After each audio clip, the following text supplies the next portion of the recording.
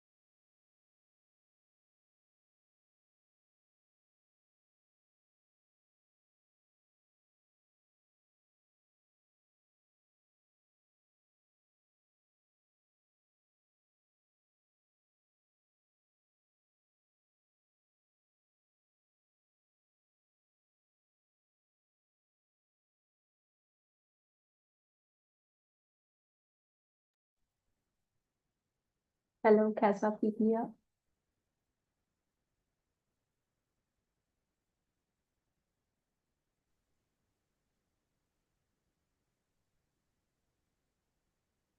Greeting everyone. Good morning. Good morning. How are you? Thank you very much for the invitation. You're most welcome. Hello, Yelda. Am I audible? Hello. Hi, welcome to the conference.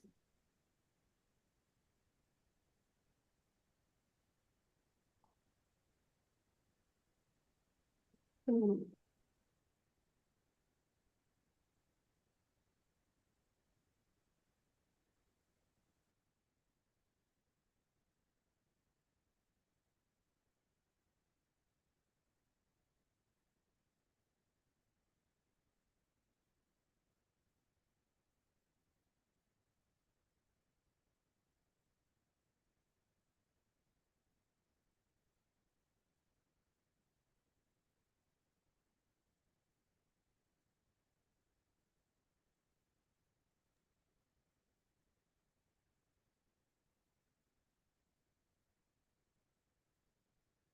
Hello, good morning, good afternoon, and good evening to all our distinguished participants joining us from different parts of the world. On behalf of Eurasia Research, I warmly welcome you to the London Online Live International Conference held on 23rd of April 2026. It is truly a pleasure to see researchers, academicians, scholars, and students from various countries gathered together on one global platform to share knowledge and innovative ideas. Today's conference brings together experts from diverse disciplines, and we are excited to begin this intellectual journey with insightful discussions and meaningful engagement and global collaboration. Before we begin, I would like to share a few important instructions. Kindly ensure your Zoom name is renamed to your full name for attendance purpose. Please keep your microphones muted during presentations. You may post your questions in the chat section, and each presentation will be limited to 10 to 15 minutes. Certificates and receipts will be shared via email within 2 to 3 working days.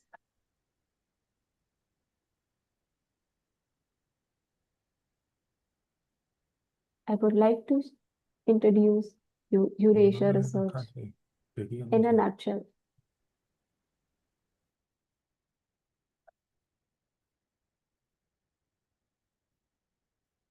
You believe you can move the highest mountains, cross the greatest oceans, and walk across the water. You feel defeated, falling on your knees and looking up for some hope tonight. You try to stand up, but you throw your hands up. You no longer have the strength to fight. You've seen too many sunsets, too many days, ending in the darkest night. But on your own, you'll never know, you'll never know. If you move the highest mountain, the greatest oceans, walk across the water. Believe you can move the highest mountains, across the greatest oceans, walk across the water. If you believe,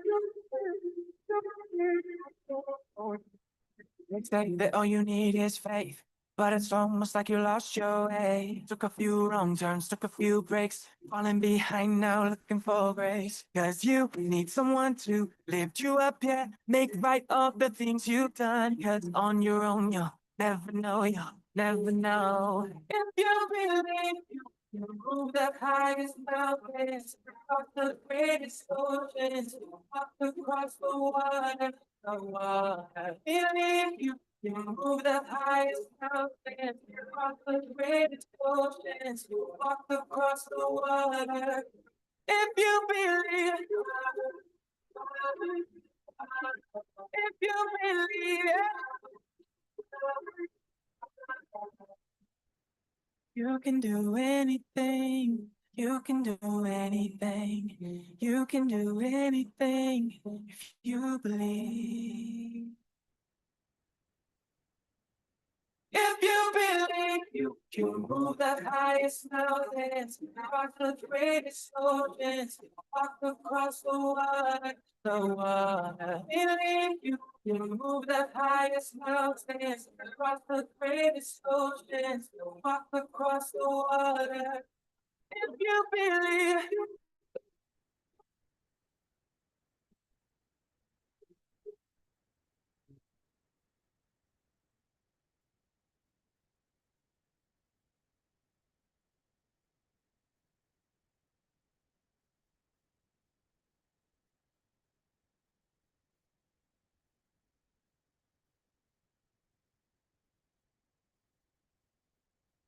Welcome to Eurasia Research International Conference.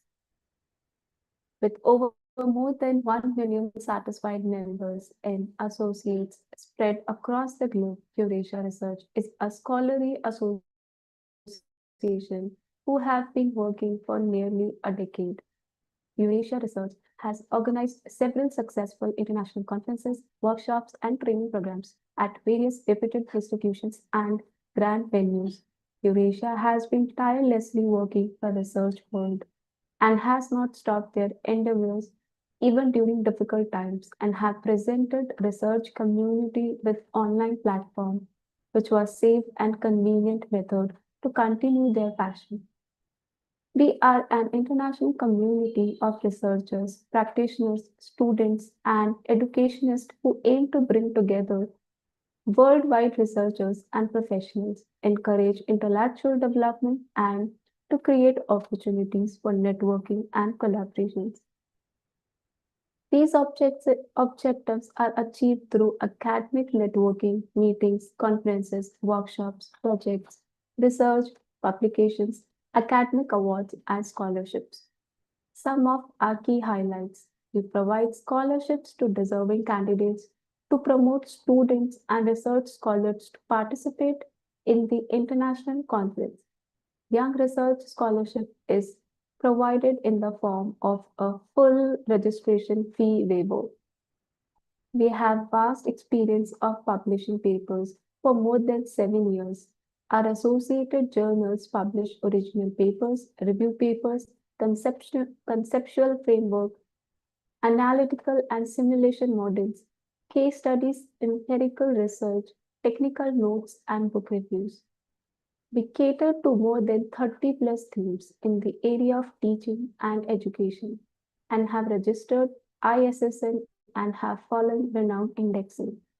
Google Scholar, Crosscheck, Authenticate Crosscheck, Crossref, the Keepers Registry, Scribd, Portico, Road Directory of Open Access Scholarly Resources, OAI, PMH, Registered Data Provider, PKP Index, and we will soon be applying for Scopus too.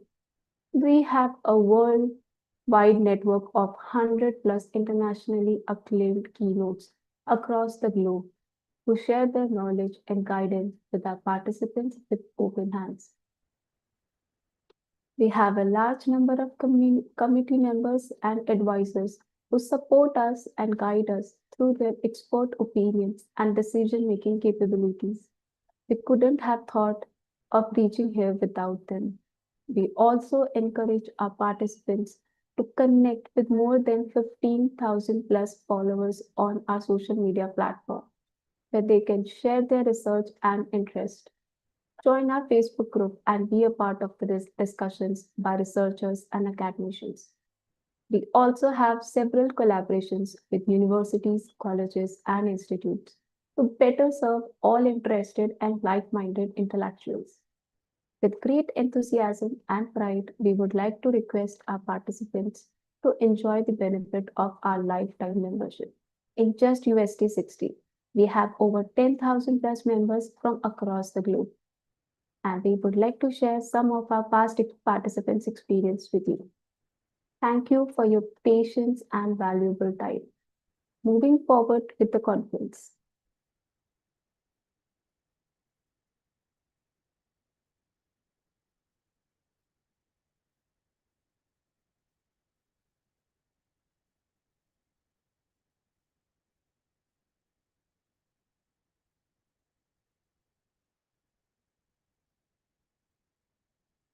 Welcome to Eurasia Research London Online Live International Conference. Today we have presentations and participants from 7 countries around the world. We are broadcasting this conference on YouTube Live on multiple pages of Eurasia Research. The links for the live sessions are shared in the chat box. Today, I, Shinu Seni, is your host for London International Online Live Conference. Our Thera President, Dr. Lynn M. Shelley. She has done her PhD and she is a higher education executive retired adjunct professor from Boston College, Chestnut Hill, MA, USA. Let's see what she has to share with us.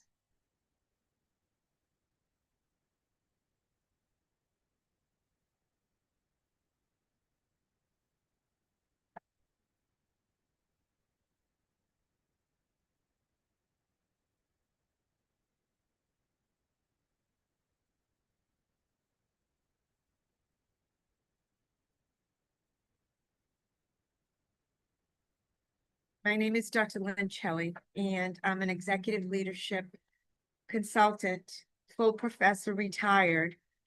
I am currently teaching adjunct in the executive doctoral program at Boston College in Chestnut Hill, Massachusetts, and at the University of New England in Portland, Maine, in their doctoral program as well. I've been in the profession for 44 years as a teacher and as an administrator from grades pre-K through doctoral programs. And I consult with colleagues around the world in these areas of leadership and culture building and transformation and strategic planning. And my research is focused in areas such as that, not only in education, but crosses over into other disciplines that have common goals and common strategies that need attention and need to be moved forward in this ever-changing global. So, ma'am, the first question, we would love to hear about your research journey, how it's going, and the projects you are handling right now. My research, my name is Dr. Lincelli. I'm president of the Eurasia Terra Group, and I'm very happy to be here. I have been doing some research and starting some writing about the leadership in this new global environment, transformative leadership in the new global environment that we are living in, and hoping that this research will help current and future leaders at every level in any type of an organization. It's very interesting because of the AI connection, because of the global impact that the cultures and the variables that are happening around the world are having on every organization. Thank you so much, ma'am, for sharing such delightful thoughts. And ma'am, my next question would be, could you please share with which paper you are working on that in this moment? Transformative leadership in a global environment. Okay, ma'am, good to know that. And ma'am, how do you manage to balance your teaching responsibilities alongside your research work as well? Well, my balance is that I've always done work and research that I can use and apply to my administrative and consulting positions. Right now, I am an executive leadership consultant. So the research that I'm doing really applies to my role as president of Terra, but also in work that I do with colleagues that are still in practice, and I can help them along the way to enhance their leadership skills. Thank you so much, ma'am. And ma'am, do you travel internationally as part of your research work? I travel to the Terra conferences as the president, and usually I do a keynote. I've been in education for 44 years, every level. Most recently, the Dean of Graduate and Professional Education at LaSalle University in Newton, Massachusetts, United States. And prior to that, I was Dean of Professional Leadership Programs at Endicott College in Beverly, Massachusetts, United States. And my main travel was with Eurasia Terra as the president and keynote speakers. So that's what I have done. I've also done other conferences, but once I became president, I felt like I needed to really give my focus to the organization, to Eurasia Terra, and to be able to impact around the world. Most recently, I sat on a dissertation committee at Boston College, Chestnut Hill, Massachusetts, with a vice president from a university in Russia. Okay. And she was trying, her dissertation was focused on changing culture to adapt to the global world.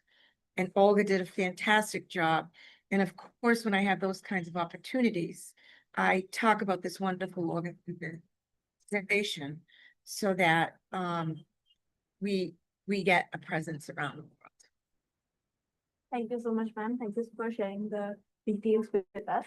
And ma'am, my last question would be, what advice would you give to early career researchers, like the beginners, and what advice would you like to give them?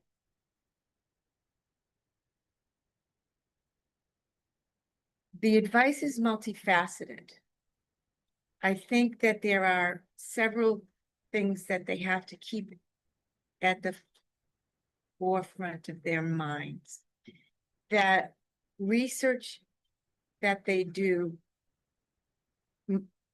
should always be something that can impact their work, their organization, and/or the world. So it has to be current. So to that point, they have to be proactive in where they're focusing their research. and knowing what's happening in the world all the time in their certain professions, if you will. They have to add, they have to value add to their professions. So that would be very important. They have to have an open mind that their research, especially if it's quantitative, might not necessarily bear out the results that they want. And that's okay, because that shows what really is impacting their work and their organizations and the world. And the third thing that I would do is have them network with people and colleagues like myself and other people doing work, not necessarily in their own professions, but if it's a crossover kind of focus for research that crossovers different professions, that they network and become familiar and have standing meetings with other researchers, because that can be so rich and can help people so much. Thank you so much, ma'am, for giving the advice, and it will be very helpful for them.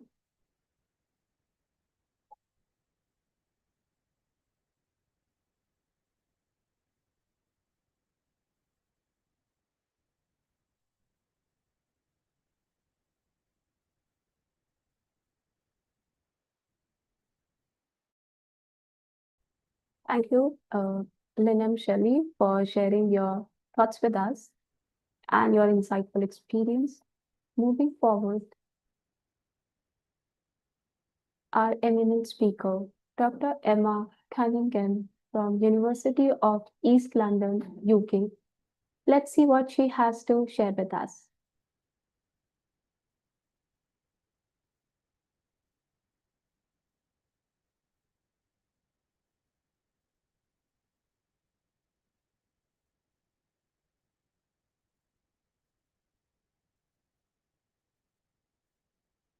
Okay, so I'm Kajal Sharma, team member of Eurasia Research. Today I will be taking your interview.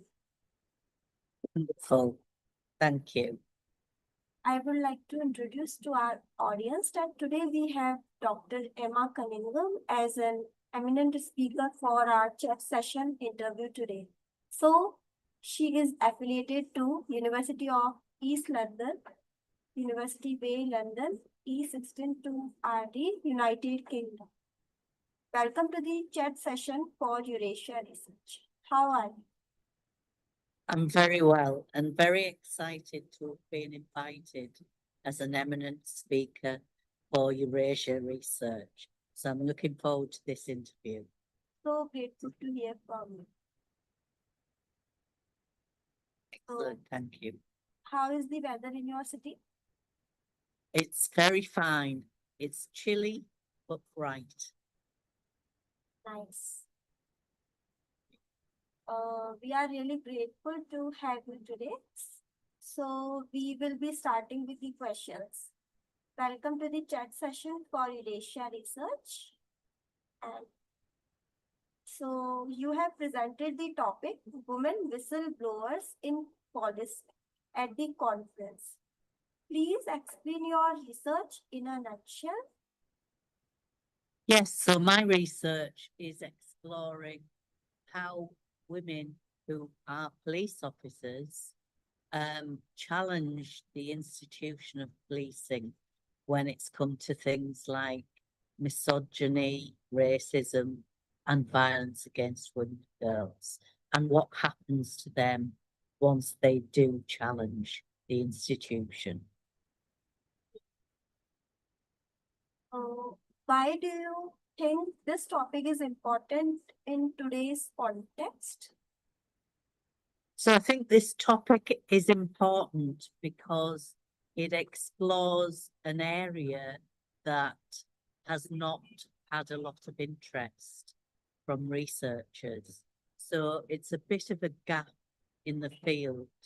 And because my area of research covers women in policing and things like the rights of women, for instance, this fits perfectly. And what it does do is add another perspective for people on women and policing and what it's like for those women and their lived experiences of doing a job such as policing, even when they've come up against some challenges. So, based on your understanding, what are some common challenges faced by women whistleblowers? So some of the challenges relate to women within policing anyway, because it's quite a difficult job to undertake. One of the challenges might be that if other staff members are aware of the whistleblower and the challenge made, they might feel that they can't support that woman when undertaking their policing role. So, for instance, one of the women I interviewed was starting to use her body-worn camera in order to keep herself safe in policing, within the policing occupation when she was called out to jobs, because she couldn't rely on her colleagues to put her safety first. Did anything about women's experiences in whistleblowing surprise you? The body-worn cameras being turned on for their own security surprised me. So I kind of tended to think of the body-worn cameras keeping the public safe in the police public interactions. I didn't think of it in relation to keeping police officers themselves safe. So that was quite an interesting finding in that piece of research. This topic is very interesting. So, very nice topic. Thank you. Thank you. How can society better support individuals who raise their voices against misconduct? Yes, I think that's a really good question. So thank you for that. And I think it's one of the things that drives me in my research in thinking about how those people who are raising these issues within policing should be supported rather than victimized for standing up and saying that things are not good and that things need to change. So I think the police institution is going to have to change in terms of its culture of trying to contain any criticisms of itself and trying to delete really any voices which challenge their authority. So I think what we need actually is a separate entity that isn't the police in order to record these challenges, the whistleblowers' challenges, but also to support those who are making those statements against the institution of policing. So, ma'am, what is your positive feedback about our conference? The positive feedback about the conference was it isn't the first time I've attended a Eurasia conference, and I found it and do find it a friendly conference to attend, where participants can meet up over a coffee before the conference begins and have a quick chat about their areas of interest and issues they have and are researching. And I think one good thing about Eurasia conferences is that people are happy to share their interests with you and to share their contact details, things like that. So you can build up a a collection of people that you've met through this collaboration and attendance and participation at the conferences. It is our great pleasure to have you as our keynote speaker. So nice to meet you, ma'am. Many thanks. Lovely to have met you too. Thank you so much, ma'am, for sharing your experience with us. Thank you for attending this chat session. We are honored to have you, and it will be great to see you at our future conferences as well. Many thanks for that. I appreciate it and look forward to that. Thank you for your time. Thank you. Bye. Bye.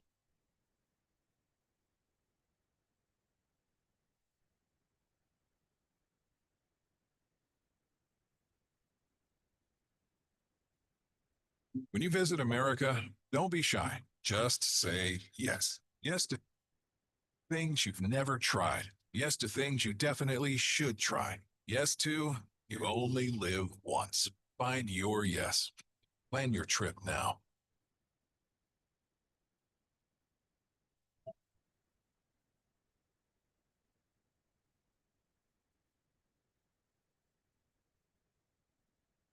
Thank you, Dr. Emma, for sharing your words of wisdom and thoughtful message to our audience. Moving forward,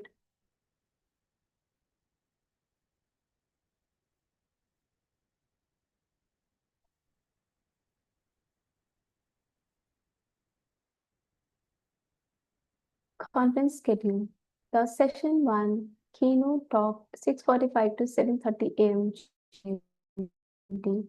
Session 2 team activity and photo session from 7:30 to 7:45 a.m. GMT. Session 3 technical talk 7:45 a.m. onwards. Please rename your Zoom account with your full name in English. This will help us to record your presence. You may ask your questions related to the presentation in the chat section while the presentations are going on. All the certificates, receipts, and proceedings will be sent to the participants within a week on their email IDs. The proceedings will include all the full papers and abstracts accepted for the conference. Moving ahead with the publication process. The publication process starts once the registration process is complete.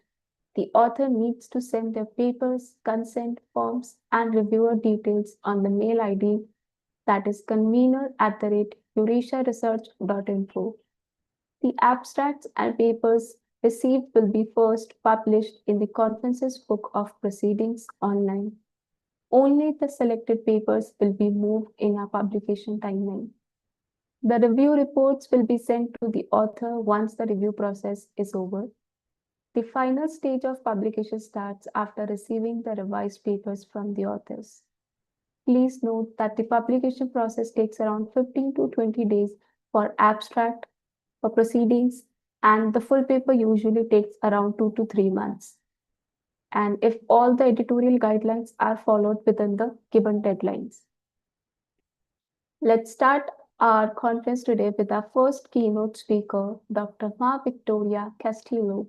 She's from Canta Senior High School, Tepet, Rizal, Philippines. Her topic is Evaluation on Project RELTS, a curriculum alignment strategy in teaching STEM research subjects. Dr. Ma Victoria is with us. Hello, Dr. Ma Victoria.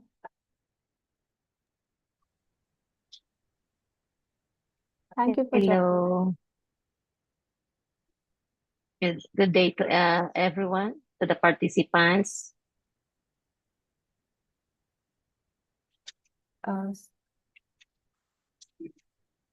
Dr. Ma, would you like to present or you want us to present your presentation on your behalf? Yes, kindly present my presentation on your behalf. I already sent my video presentation. Thank you. Will present on your behalf. Please allow me some time.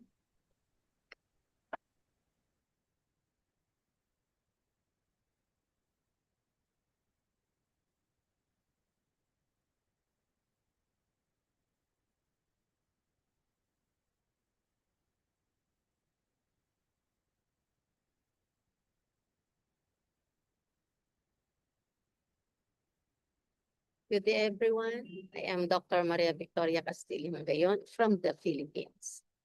I would like to share with you my research entitled Evaluation of the Curriculum Alignment Project Strategy for Teaching STEM Research Subject. The project tagline, creating a learning opportunity for STEM senior high school students that exceed beyond academic grade requirements through structured, curated, targeted, aligned learning competencies and collaboration. Science, technology, engineering, and mathematics for STEM education and research has an important role in advancing technology, medicine, sustainability, agriculture, national security, the economy and society, and the search for answer to many life's questions. Also, it is related that research activity is considered one of the high-impact educational practices in that the vital skills and attitude for lifelong learners can be cultivated through inquiry and viewed as beneficial related to the future career of the students. The rationale on this project is from one size does not fit all. One size does not fit all means that a single standard approach, product, or solution is rarely suitable for everyone. It emphasizes that personalized, tailored, or diverse methods are necessary to meet individuals' needs, whether in education, business, health, or personal development. Hence, the curriculum alignment strategy is not standalone. It have 4 components, such as worksheets, learning environment, or the facilities, teaching and learning resources. The 4 components of the curriculum alignment strategy are interconnected, interlocking, uses of contextualized modules, activity guide, online lessons, and activity guide through a learning board, structured, curated, and targeted to translate the learning competencies into relatable and engaging to the student. The Project ILET's curriculum alignment model is simply the 4 subjects to be taken by the STEM students from their grade 11 and grade 12 has been mapped, curated, aligned into one research output. So from Practical Research 1, Practical Research 2, Capstone, and Research. IELTS or IELTS means ideation, exploration, laboratory, testing, and sharing. So in each subject, it has a expected and focused research skills and outputs. So these are the, and also, aside from the 4 components, we have also collaborated from experts that give technical assistance in terms of scientific processes, laboratory protocols, and chemical handlings.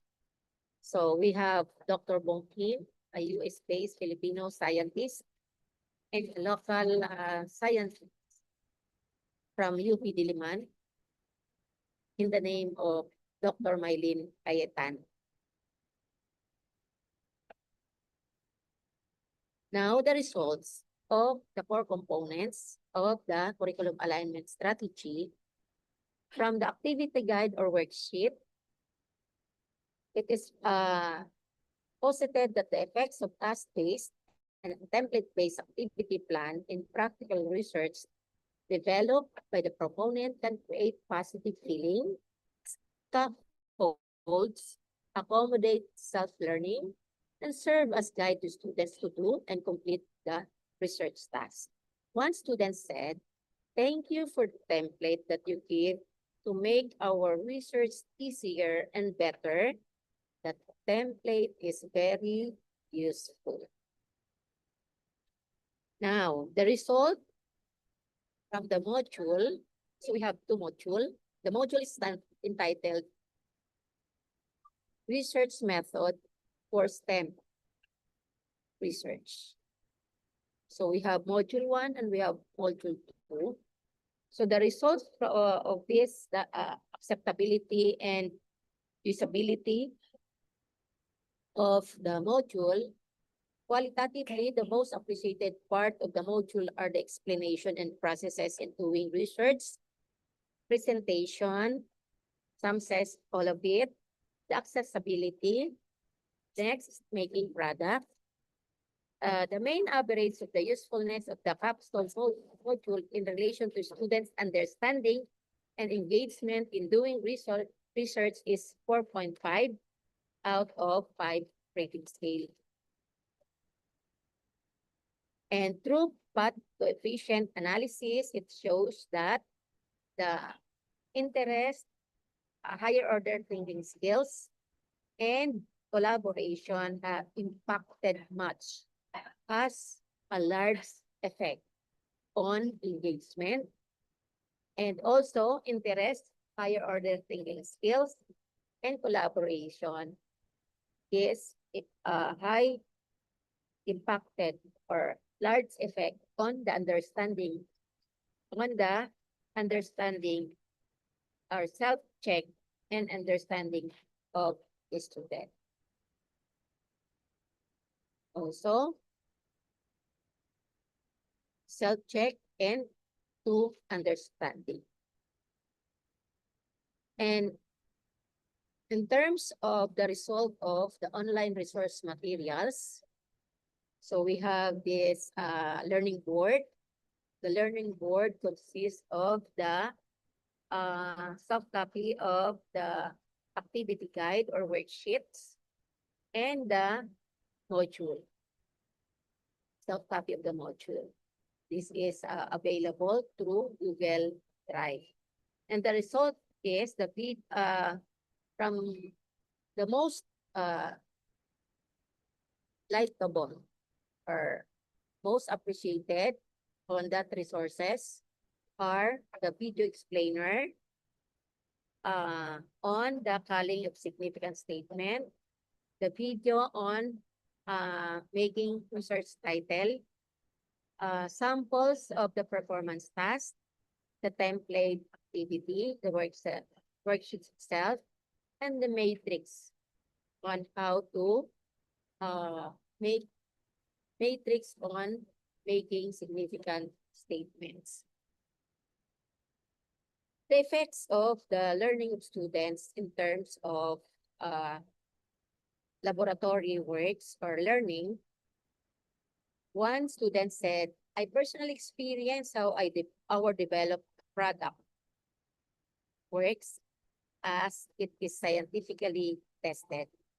Aside from that, I learn a lot and makes me interested the more to the subject." In terms of research and innovation, our contribution to the economy or the society is we have this advocacy to develop products that are more on natural ingredients and healthy to the environment, such as natural hand soap, natural fiber, and product development or innovation that helps our environment, such as composite board out of textile waste. Next is the concretizing and translating concepts into reality through laboratory protocols. Another impact or beyond grade requirements are our research project or outputs are indexed now in Google Scholar, and it is presented in local and international research conference. This is our contribution to knowledge and in the research and innovation community. Also, highlighted the technology transfer of our research output. Some of our research outputs are now adapted and from our local government unit and also scientific institution, such as Department of Science and Technology, in the tune of environmental concern. So that this is our contribution to the environmental awareness. Also, our student conduct seminar on environment awareness, clean up drive within the community to bring awareness that it is not just we are not just conducting research, but also our research has effect to the community. And that's my research project. I will end with this statement. Making learning opportunities that have beyond classroom effect need to be scientific, targeted, structured, curated, engaging, enjoyable, and meaningful. I am Dr. Maria Victoria Castillo Magayon. Thank you for listening and thank you for your time. Thank you, Dr. Victoria, for the wonderful presentation. If anyone has a questions, please put it in the chat box. She will answer all the questions in the chat box itself. Moving forward,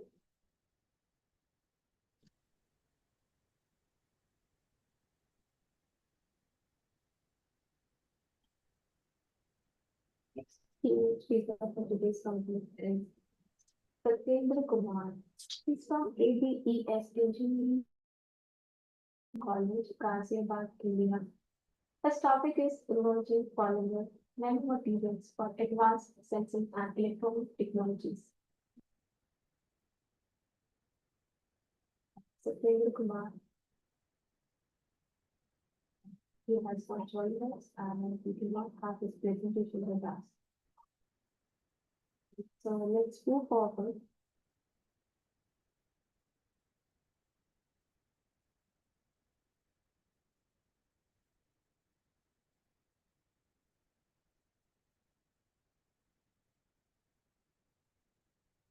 Team activity and proposition. Let's proceed towards our team building activity. Sometimes we miss the opportunity of connection and linkage with fellow participants of the events. The team activity is to encourage interaction among all the participants. One by one, we will share the views and solutions on the topic of discussion, and also we will conduct a photo session during the session. Topic of discussion. Why is it so hard to break a bad habit? Video credit and copyrights. Such are feeling.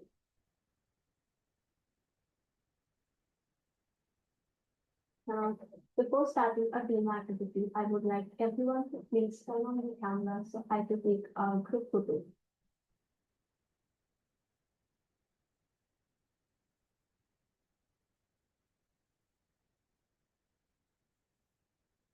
I would like to request everyone to please turn on the cameras. If you are, very well.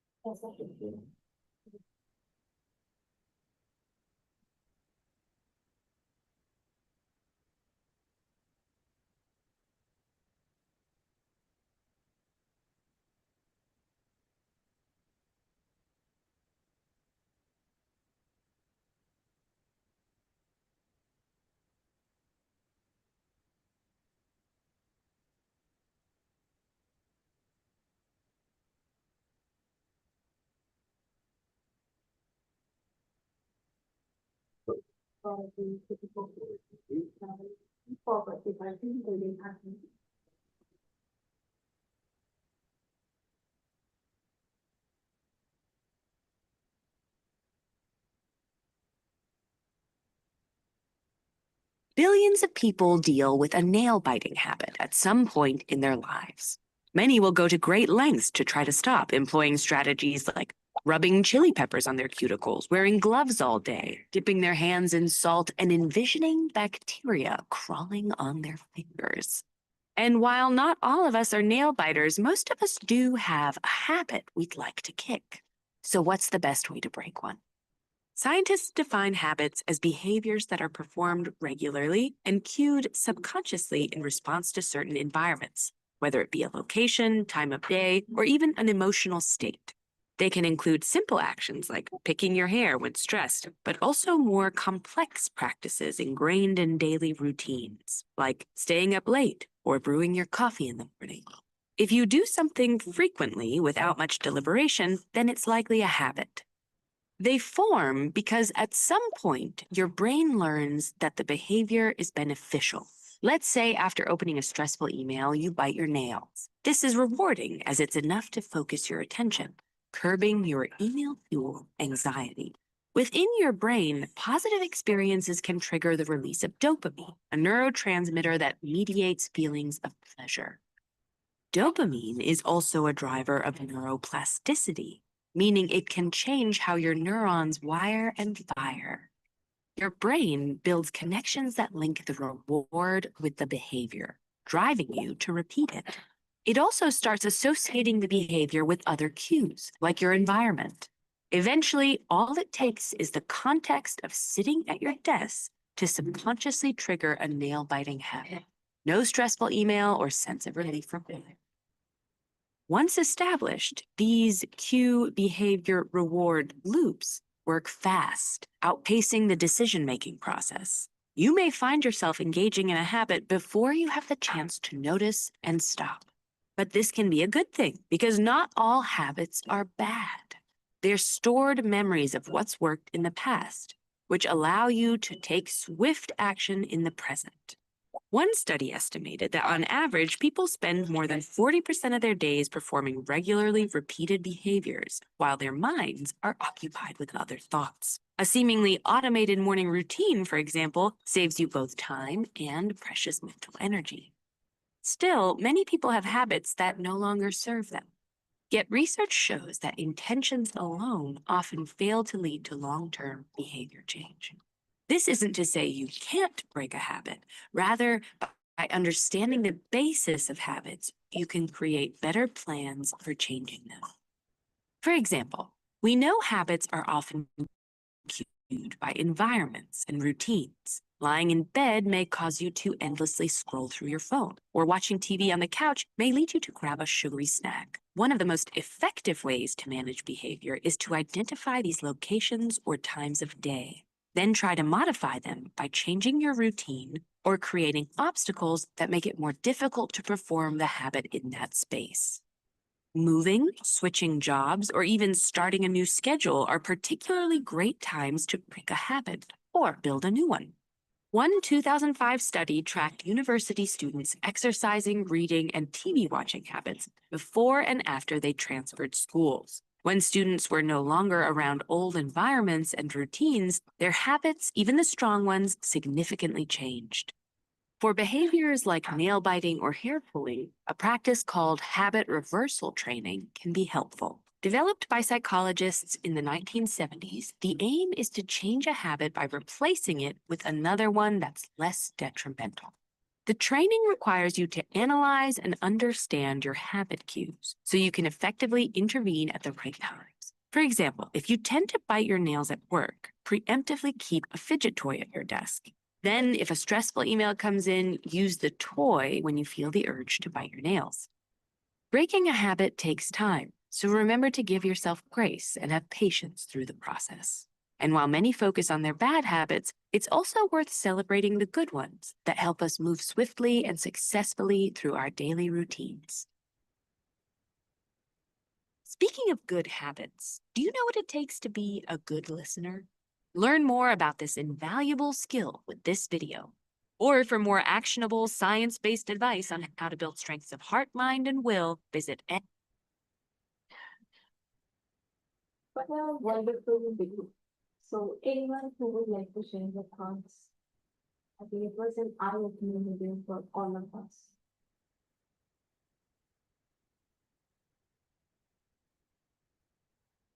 No viewpoint. Okay. So anyone would like to share your thoughts?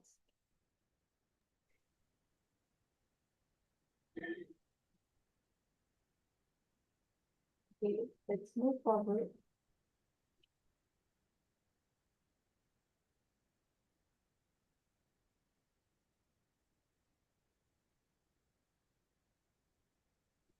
With our first presenter, Yerda Osko, Faculty of Arts and Sciences, Togos University, Omania, Istanbul, Turkey. Topic: masculinity, otherness, and hierarchy. The construction of male identities in post-1980 Turkish cinema. Yerda, let's do that. Start with it. Yes, may I share our presentation? Yeah, sure.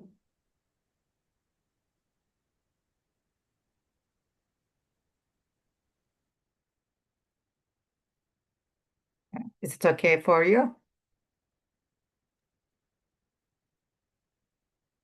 Yes. Could you just do it in the first video?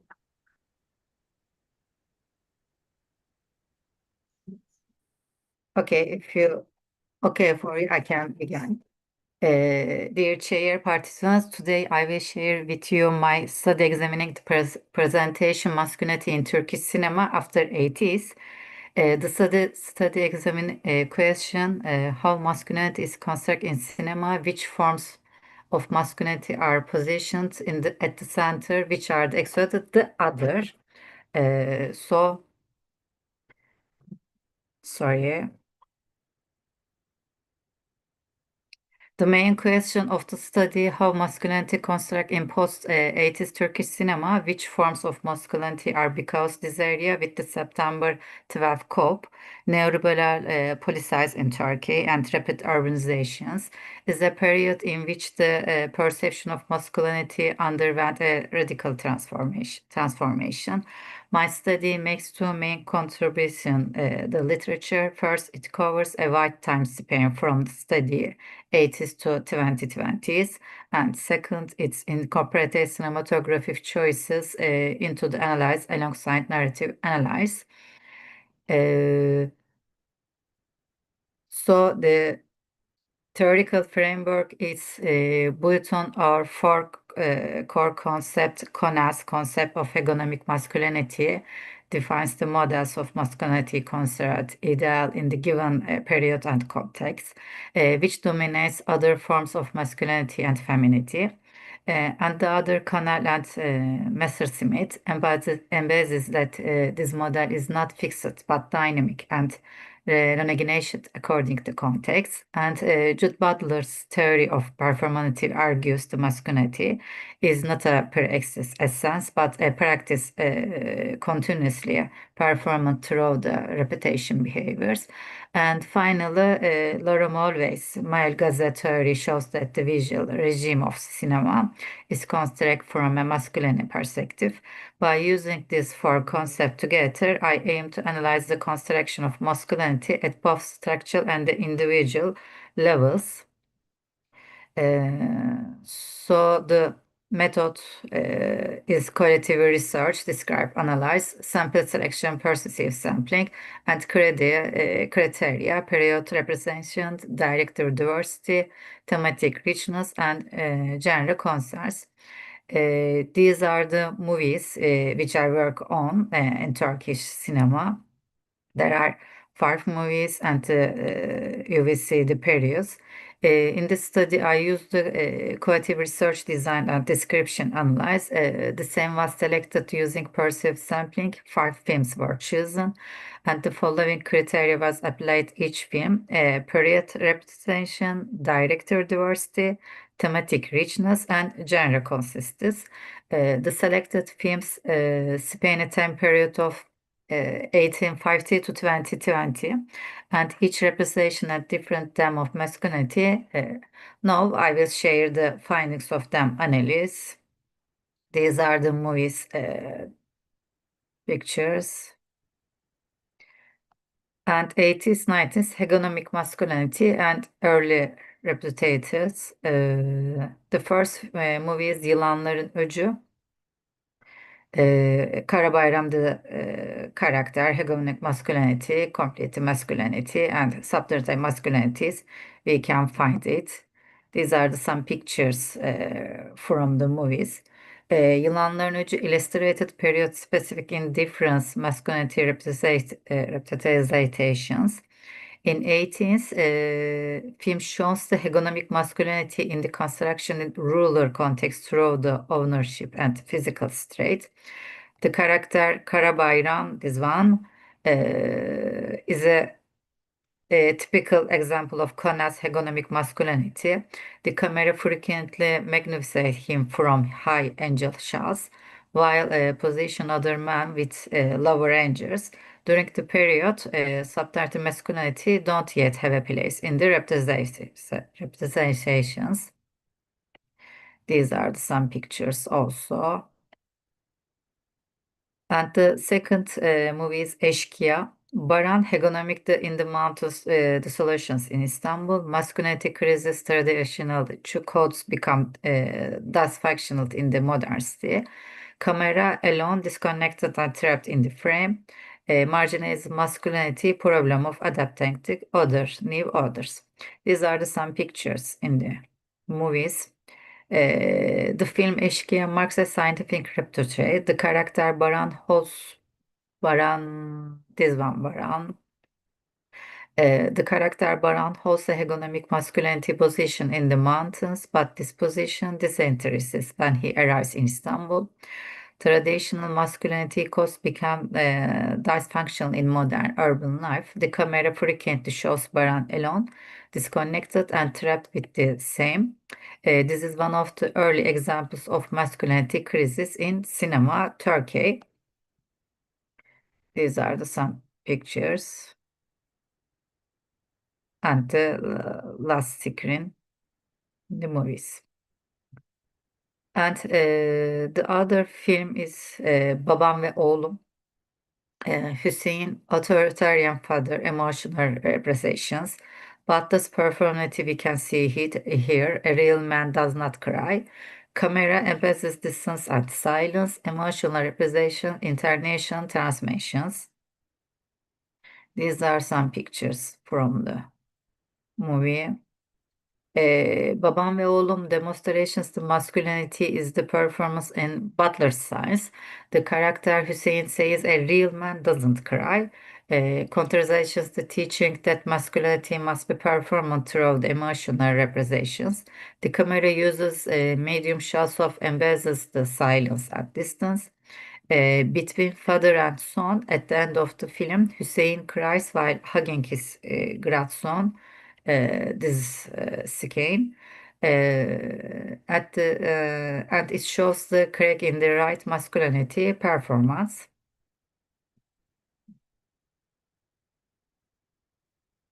And the other film is Zenne. Can and Ahmet subordinate masculinities, exclusions by heteronormative order, violence, the boundary protection of hegemonic masculinity. Camera doesn't show the faces of those who commit violence. These are some pictures from the movie. Zen is one of the most strict examples of how hegemonic masculinity is defined through the other. John and Ahmet, we can see here. John and Ahmet fall into Colonna's category of subnormative masculinity. The film shows how the heteronormative order violence exploited these non-normative masculinities. In the violent sense, the camera avoids showing the faces of the perpetrations instead of focusing on the bodies that suffer violence. The choices renders visible the body of the victims rather than the predator, thus presenting that objectively the other from critical distance. And the last movie is Kurak Günler.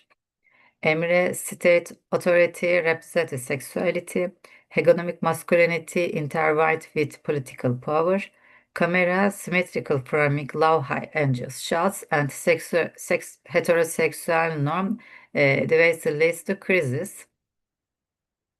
These are some pictures from the movie. Kurak Günler reveals the relationships between masculinity and political power. Emre is a hegemonic male figure representing city authority. However, as the film process even revolving around Emre's sexual orientation demonstrate that hegemonic masculinity is built on heterosexuality and deviation from the norm list of masculinity crisis.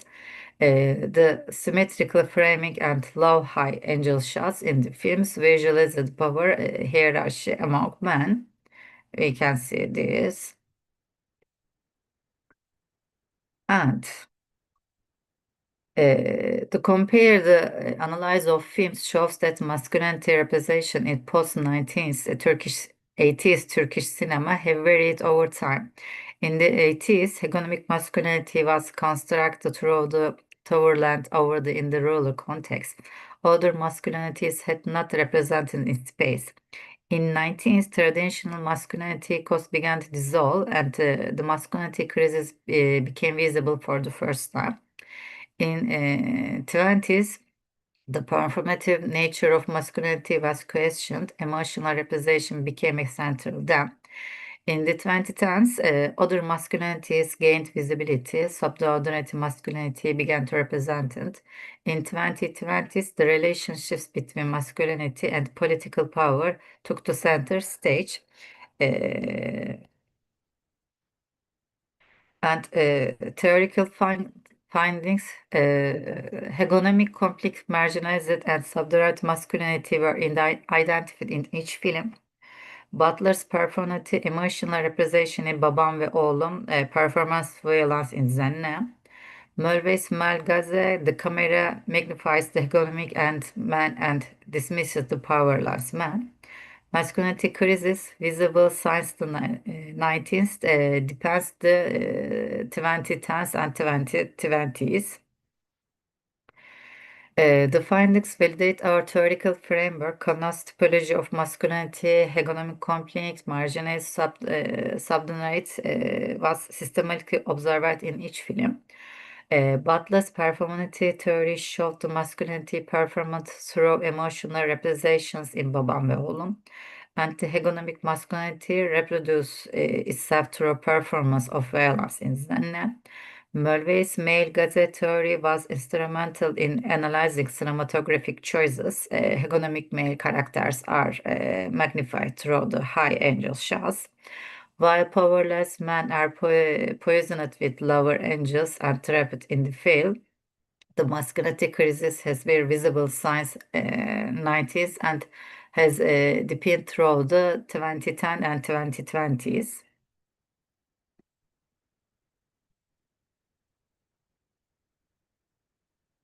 When the films are evaluated together, three main findings stand out. First, masculinity is a hierarchical and relational structure. We see this hierarchy building through the professionals and states in yılanların ucu. Trove sexual identity in Zenne and Trove generation is babam ve oğlum. And the second one, all films share a common theme of masculinity crisis, whether reproduction with the patriarchal system, and authoritarian fathers, and a young unemployment band, and a guy dancer, and all male characters try to perform the ideal masculinity expected of them, are crushed under this performance of suffer violence in this person. And third one, these films maintain a critical distances from hegemonic masculinity.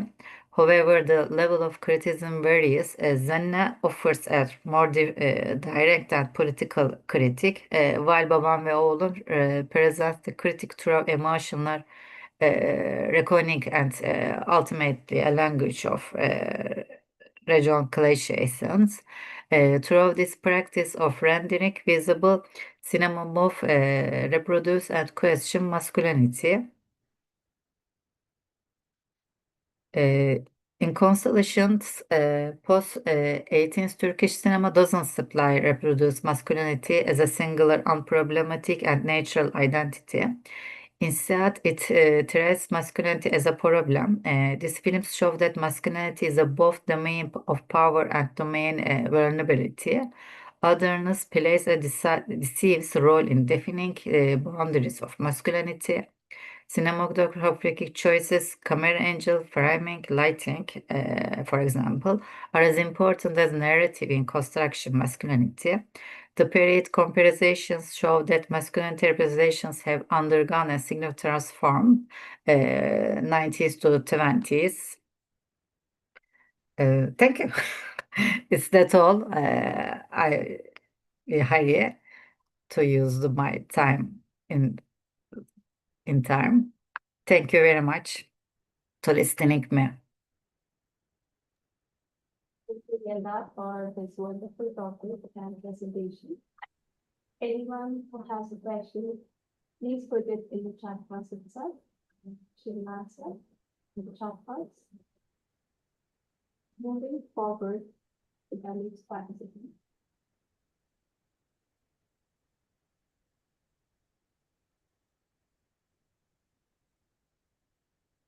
Mohammed Al-Asiri, Department of Medical Laboratory Technology, University of Dakook, Saudi Arabia. Topic: dysregulated immune crosstalk in AML, mutation-driven inflammatory activation and immune evasive signatures uncovered by integrated transcriptomic and genomic profiling. I think Dr. Mohammed Ansari is not with us, does not join.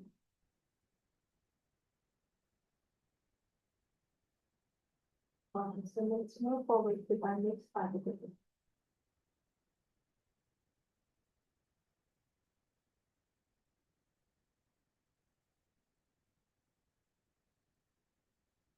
Our next presenter is Julie Linfield. She's from Department of Data Science and Big Data Analytics, Providence University, Taichung Institute, Taiwan. Topic: exploring the interactions of oncologic viral therapy and immunotherapy of CTLA-4 for malignant melanomas and modern people. Showing very view. Okay, so thank you very much for your introduction, for introducing me. And let me share my screen. Can you hear me clearly? Yes, please share your screen. Just wait for a second. Thank you.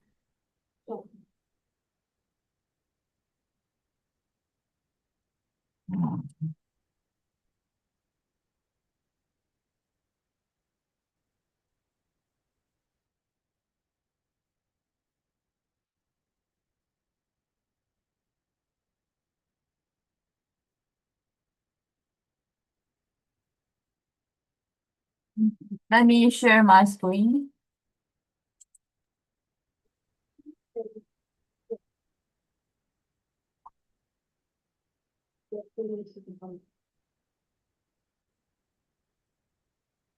Is it okay now? Yes. Okay, thank you very much. Okay, so today I'm to talk about my research. Let me introduce myself first. I'm Julie Yu and a professor in Providence University in Taiwan. And I'm doing biomass and the development of OD models. Okay, so today I would like to talk about the exploring the interactions of OVT and the immune therapy of anti-CTLA-4 for the melanoma mouse model. How to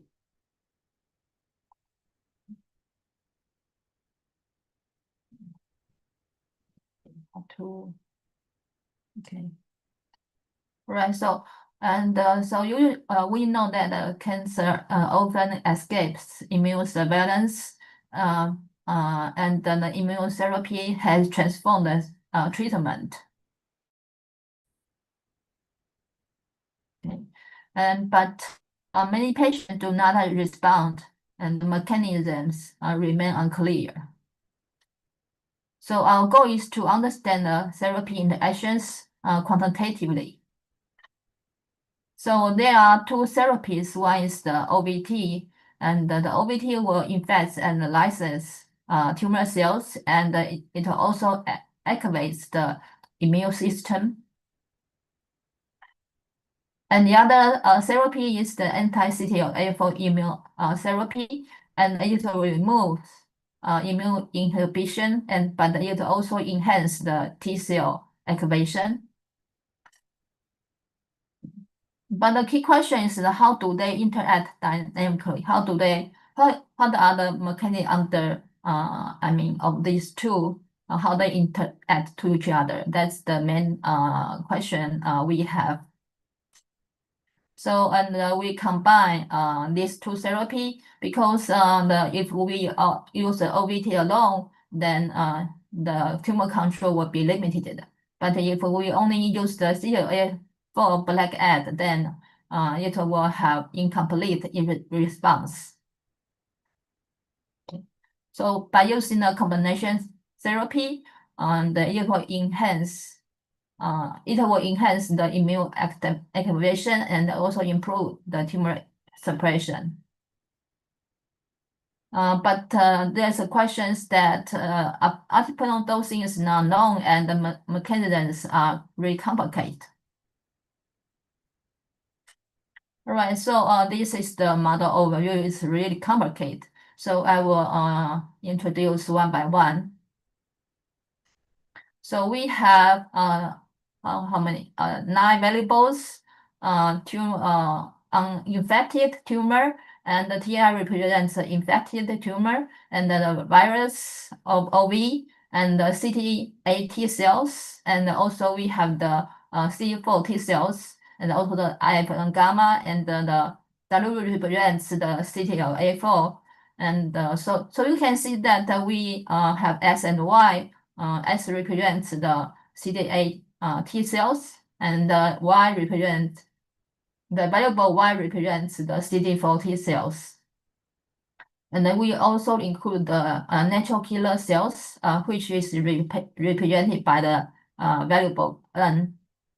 So we have our model has 9 equations, and also there is a Z variable which represents the anti-viral immune cells. So this is the because there are too many equations, so I only show this the cone equations, which is the tumor uninfected tumor cell equations. So from here you can see that this is the growth term. We assume that the tumor follow the logistic growth. And here is the virus. B represents the virus, and the virus will the infected tumor cell will be infected by the virus, and then it will transfer this unaffected tumor cell to the effective virus cells. And then the other from here to here and here, those are the tumor cell killing by the immune system.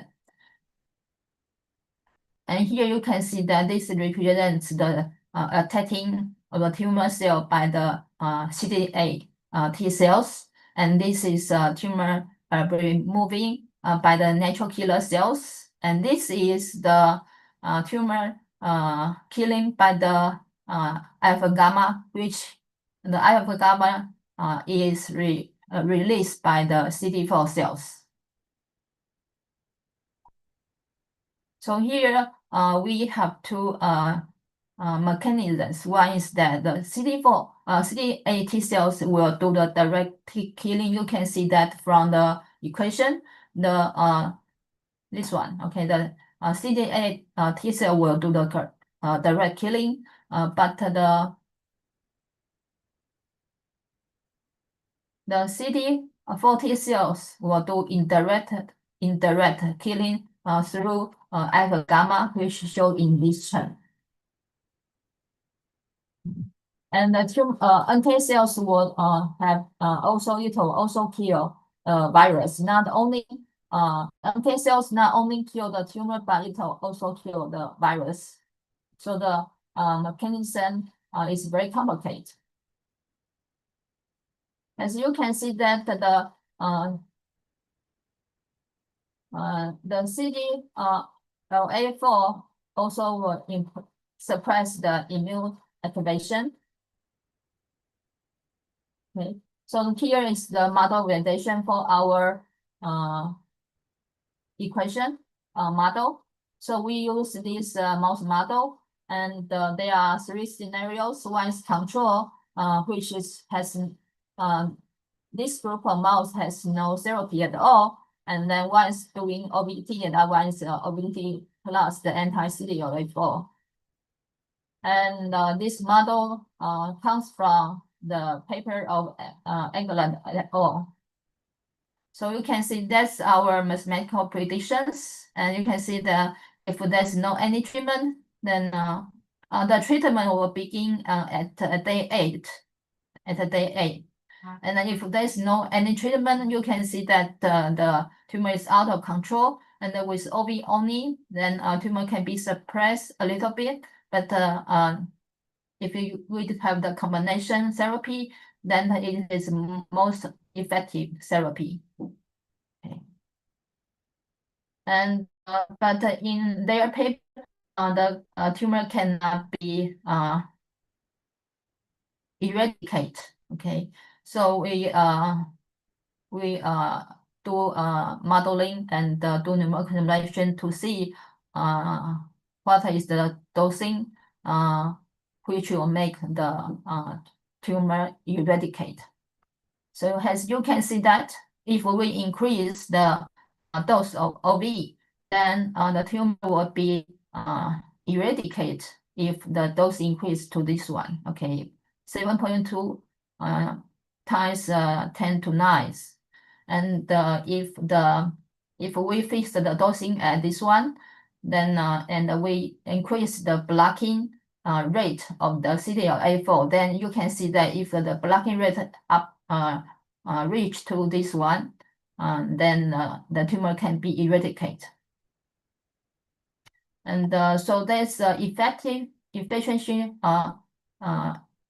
shift. If we use the OVT only, then the primary driver of tumor death is the CD8 effector T cells. And if we use the OVT and the anti-CTLA4, then it will be the indirect destruction through the cytokine will be the primary driver of the tumor death. Okay, and then primary limiting factor, if for the OVT only, then it will be the tumor growth rate. And if we have the combination therapy, then it will be the decay rate of the tumor suppressing cytokine, okay, which will be the decay rate of the alpha gamma. Okay. And the critical biological pivot for the obesity only, then it will be the CD8 killing capacity. And then if for the combination therapy, it will be the alpha gamma, the structural inhibition of alpha gamma on CD4 T cells, and also the CD4 alpha gamma production rate. So you can see that for here, if for the monotherapy, it is for cell-to-cell background. For the combination therapy, it will be the how to say that, it will be the killing measure comes from the alpha gamma, okay, which will help to indirect destroy of the tumor will be the major mechanism for the combination therapy. So as you can see that this is the role of the OB virus, and you can see that if we use sensitivity analysis, then AB parameter is very important here. So it means that for the combination therapy, the major function of the combination is to activate the host anti-tumor immune response against the uninfected tumor population, rather than a virus directly destroying the tumor itself. We also investigate the upcoming protocol. So here are three important clinical protocols which will suppress the tumor cells, the number of tumor cells less than 1, which means that the tumor has been eradicated. Okay, and so that's the dosing. Okay. So the mechanism of combination therapy is that adding anti-CTLA-4 does not simply kill the tumor, but it kills the tumor it kills the tumor differently. Okay, so so here it says that it will through direct license, but it will become indirect CD4 driving cycling would be the major way to destroy the tumor if for the combination therapy. All right, thank you very much. Thank you, Julie, for a wonderful presentation, and your topic was definitely very impressive. So anyone who has a question, please put in the chat box. Julie will answer in the chat box itself. Moving forward,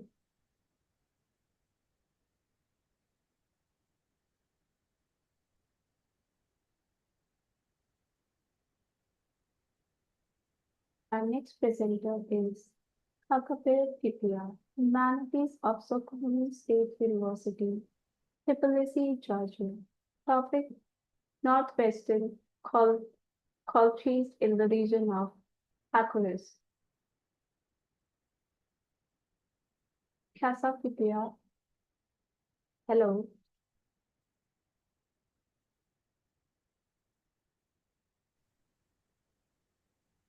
Hello, Kakapir. Would you like to share? Yes, yes.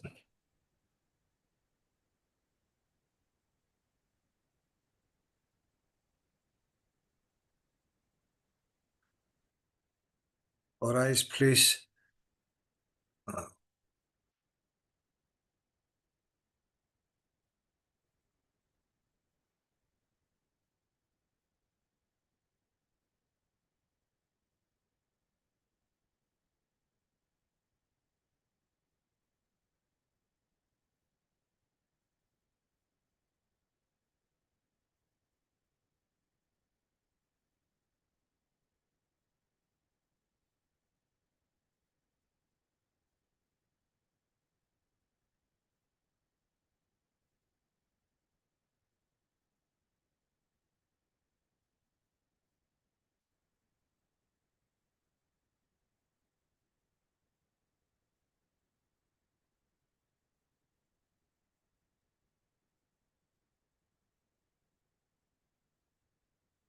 Excuse me.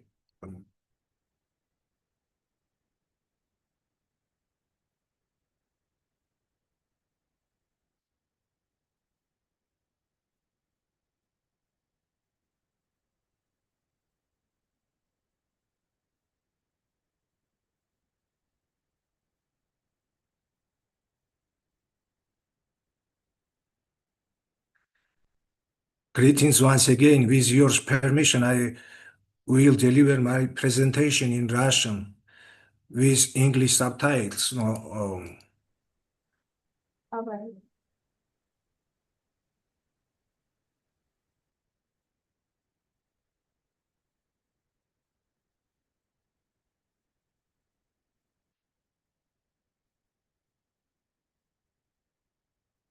excuse me.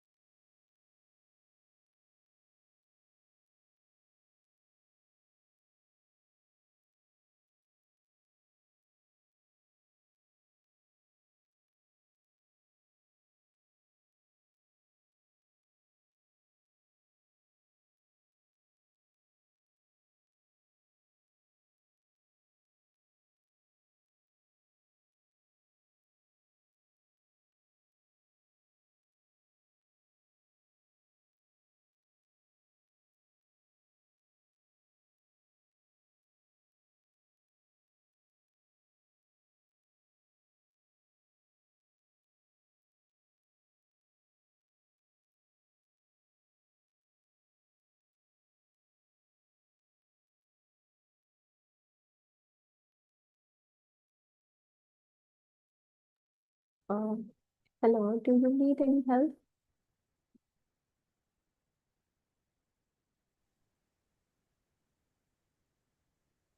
Hello, Kesa.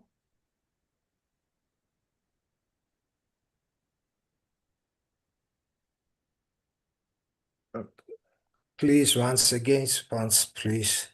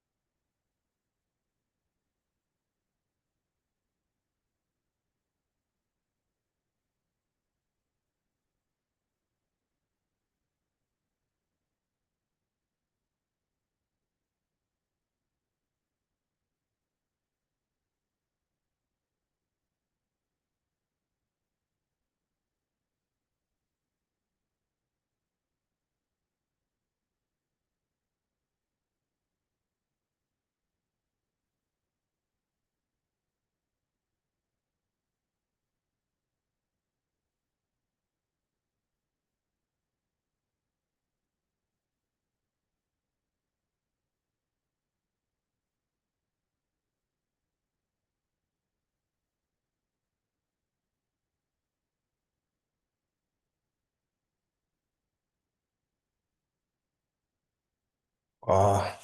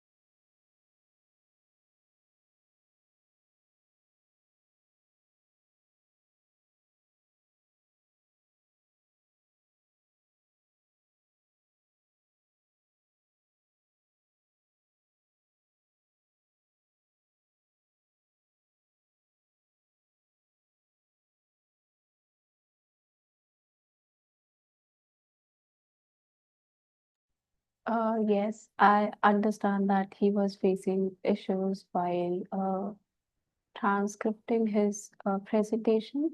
So I think let him join in. In meanwhile, we could just continue with our conference. So moving forward with our conference,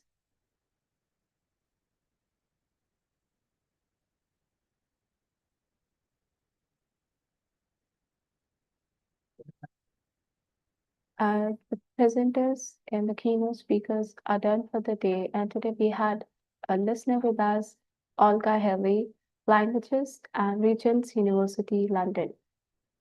So thank you everyone with great pleasure and enthusiasm. I would like to conclude that the conference was a great success. Many people have contributed in different ways to turn this event into a smoothly running conference with every interesting presentations. This conference has resulted in good discussions in networking. I owe my gratitude to all the presenters and patient listeners, to the coordinators and the whole staff of Eurasia Research for their constant support. I would also like to thank all the universities and institutes who have sponsored our participants and people who have directly or indirectly contributed in the smooth conduct of this conference. Our upcoming conferences, Eurasia Research conducts conferences around the world. In May 2026, we have in Kuala Lumpur, Beijing. In June, we have at Seoul. In July, Singapore, Bangkok. And in August, we have at Kuala Lumpur. Please refer to your friends and colleagues. Thank you. Casa has not joined us yet, and any suggestions we should wait or what to do? Anyone who has any questions, please can ask. Can also share positive feedback.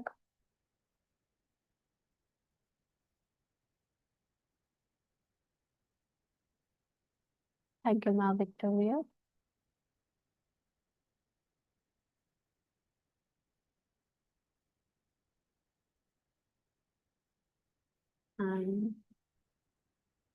It's an honor to have you all today, and it was a great time and great presentations, and good time to know all of you, and hope to see you all at our future conferences.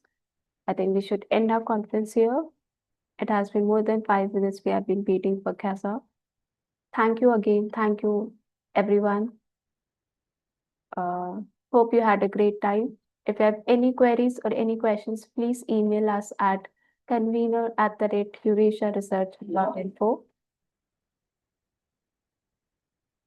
Thank you. Bye-bye.